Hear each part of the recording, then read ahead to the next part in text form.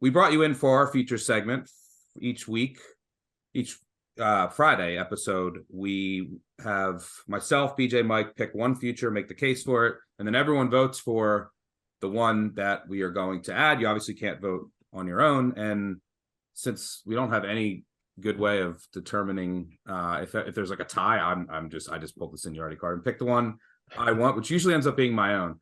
But Jim, since you are the guest of honor, I'm going to let you go first and present which future you think that we and or the listener should consider. All right. I hope it is within the rules to go conference title and not just Final Four / national championship. Sure. But I selected VCU plus 150 to win the A10. I believe this is available at a couple different books. I just think this is great value. They're minus 160, I think, in another book. They're currently in first, 7-1, half game up on St. Louis. They're 2 games up on the loss column on Dayton, who is even with them in the odds I'm looking at, plus 150 here. And they've already beaten Dayton at Dayton. They play Dayton at home still. And they're now almost the highest rated team in KenPom. They're close. They're 9 spots behind Dayton. But I think with the way Dayton's trending, now that Malachi Smith is back, there's a little bit of diciness there. St. Louis, the other prime contender at the top, but they lost Fred Thatch to a torn ACL. They're still kind of figuring out how to right the ship there. That's the one catch here. VCU does play SLU twice, but obviously get them home and away, and SLU is tied in the loss column. I just like the value here with the win over Dayton already, getting them one more time back home, and kind of the turbulence that SLU is going through right now. Yeah, the couple questions that I have, because I would agree with you. I think that VCU is the best team, and they didn't have Baldwin. Like if you look at their numbers with and without Ace Baldwin, who's one of the most underrated and underappreciated guards in the country, in my opinion. It's a different team with him. They're trending up, and they have the one thing that would worry me about VCU is their shooting. Like they're shooting 45% in A10 play. Now they're holding teams to like 29, which is more sustainable with their defense and their length. But I don't think they're going to keep shooting 45%. But then again, I look at the rest of the A10, and this is early 2000. Maybe you're going to go back to Temple A10. Like this is the worst A10 I think I've ever seen. Like there's no true dumpster fire. Was talking with Hazelmetrics about this morning. There's no true dumpster fire like a Fordham, which is like 320th, which we've seen in some years. But the top of this league, I think, is the worst it's ever been. And the only question that I would have, and you kind of touched on it, is who the fuck is Dayton? Like I don't know. I can't figure out Dayton and Illinois. Like Dayton has this, early in the year, their guards who were really experienced were playing awful. They all get hurt. They kind of reconfigure their offense and play with basically 5 forwards. Now their front court's really good, and they lost that VCU game because they didn't have guards to inbound the ball at the end. But now their guards, Malachi Smith comes back, and then they lose to GW, they lose to Rhode Island, and it's just a mess. Like, so my only fear would be like, does Dayton with their front court, do they ever figure it out? And like, at how like with their guards now healthy, and that would be my only question. But have you been able to figure out Dayton? Because I cannot. Not at all. And I don't know if Dayton's figured out Dayton, because they've had, I think, one game where everybody was healthy. They finally got Smith and Elvis back, and then Blakeney was out this past game against Rhode Island. It's been a mess, just kind of a rotating cast of characters in the backcourt. I do have some concern that Dayton straightens it out and figures out gets back to the level they were to start league play. But I like that VCU already has 2 games up on them loss column and head-to-head win. On the road. That's enough that, I'm hoping that's enough that Dayton's kind of, it might be too late for them to figure it out and catch VCU at this point. Yeah. Yeah. Some very disappointing teams in the A10 this year. I mean, and also Richmond, who's been much better at home than the road. They're soft. I mean, but VCU won at Richmond already too. Loyola Chicago has been an absolute mess. Just the A10 in general. St. Louis has been disappointing compared to expectations. As you mentioned, they lost Thatch. So yeah, I don't hate this one at all. Mike, any thoughts you have on the A10? And which is a one bid league, right? As of now, there is 0 chance this is more than one. I mean, VCU could potentially, I think, play themselves in, like if they got to the A10 final and they stay hot, right? Maybe they get in. But this is looking like a one bid A10. Do you have any thoughts there? And then what do you bring to the table? Yeah, I agree on the A10 kind of being a mess this year. As a St. Joe's fan, the fact that they probably should have got their fourth win in a row last night, I think is indicative of how soft the middle is in the A10 at this point. You know, you Yeah. could play your way into that 4 or 5 slot when you're St. Joe's, and I still don't think they have the consistency or overall quality to do so. It's just the overall quality in the league. I'm going to go with a national championship pick here. The Miami Hurricanes. I mean, at this point, they've lost 2 games this year by 2 points. They got quality wins over UVA, NC State, Providence, and Syracuse. And then when you look at the rest of their path, the ACC, I don't think is getting enough heat for just kind of being a mini dumpster fire of its own. The only ranked team they play the rest of the way is at Clemson, and I do think they're going to be in the game with an opportunity to leapfrog both Virginia and Clemson at the top of the ACC standings. As it stands right now, Bracket Matrix has them as about a 5 seed. If they can play their way into the 4 or 3 line at 80 to 1, I think the value is too good to pass up. I love Wong and O'Meara, the inside outside game. So I think it won't require a multitude of things to go right for them to win the ACC regular season title. And I think they have the game to play, 3 quality opponents in a row and win the ACC tournament. So with that being said, at 80 to 1, I think it's too much value to pass up. And if they are able to upset Clemson, I do think there's going to be kind of a market correction probably into the 40 or 50 to 1 range. So this is probably the last time you're going to get a good number on the Canes. By the way, before we touch on Miami, to bring your St. Joe's fan we mentioned Temple back in the A10 days, to bring that full circle, and you want to feel old like me, Lynn Greer is now the point guard for St. Joe's, and I remember Lynn Greer was awesome at Temple as the point guard back in the early 2000s. But Jim, let me throw it to you. ACC, Miami, their ceiling. I mean, my initial thoughts are like, if you think this year, and I've talked about this a lot, I think that there's clearly no elite team.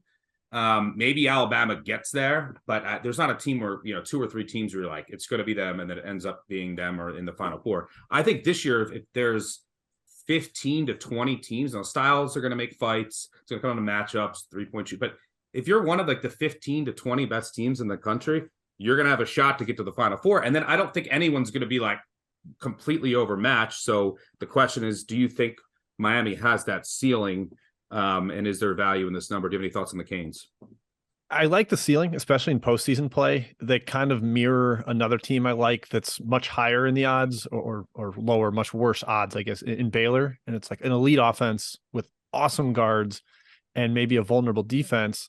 But Miami's been much better in 2-point percentage defense than Baylor has. O'Meara's kind of helped take care of that. They're not tall, but he's really bulky and athletic. Gives them something in there. We saw the backcourt go on a run last year, a team that also struggled defensively. I wonder, like, we punched holes in Purdue a lot last year because of their defense. And I've been trying to sell myself on Baylor this year, but then the defense stuff comes back up. And I was, railing against it last year with Purdue. So I have some concerns with rebounding and interior defense as they get deeper into the tournament. But you've got multiple guys that can create their own shot. Jordan Miller might be like one of the best role players in the entire country. Pack has been an inferno lately. So I buy it. I really like guard play in postseason, and Miami's got that in spades. All right. I'm going to go with mine, and screw waiting, screw the price. This is my only preseason future. My horse, the team I said is going to win it all, from last April when I was sending tweets to Jim about buying more futures, and that's TCU. There's 50 to 1 out there, and I just don't see it go. Look, I mean, we were like, maybe they lose to Kansas, and then maybe it goes. I just don't see it going much lower. The defense is there. The athleticism is there. The transition, it doesn't matter who they play. Like, look what they did to Oklahoma. It doesn't let anyone get in transition, and it is a snail. They're just going to find ways to get out in transition and attack. They're also not too 3-point reliant, which I love in the tournament. Like, they have great guards who could take over, which you need. Like, Miles can take over. He's the best in the country in transition, but he can get you that big shot. And they're just gonna crush the offensive glass. Like, their 3-point percentage is not as important as other teams because they're gonna grab every single offensive rebound with Lampkin and company. Well coached, experienced, athletic. They can defend, and I think this team's making it. I mean, I said they're going to win it all, so I want to get them into our portfolio. So I'm going TCU 50 to 1. Jim, I know. Well, let's vote first. So everyone's just going to hold up one finger for VCU A10. 2, and you can't vote for your own. 2 fingers for Miami. 3 for TCU. All right, on the count on 3, 2, 1, go. Whoops, I have 2. All right, we're rolling with TCU. This is why you brought me on. I know you brought me on to vote for TCU. Yeah, maybe. All right, so Jim, share your thoughts on your love for TCU. So it's not just me on this podcast every week clamoring for why I love the Frogs.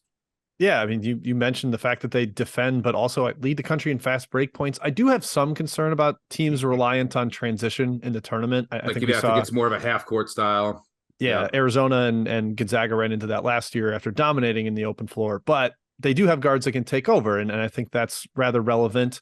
And the price you're getting at 50-1, like if you take out those first 3 bye games that they played and were totally underperforming, didn't have bye yet, you filter Bart Torvik for that, they're 4th in the country. 4th.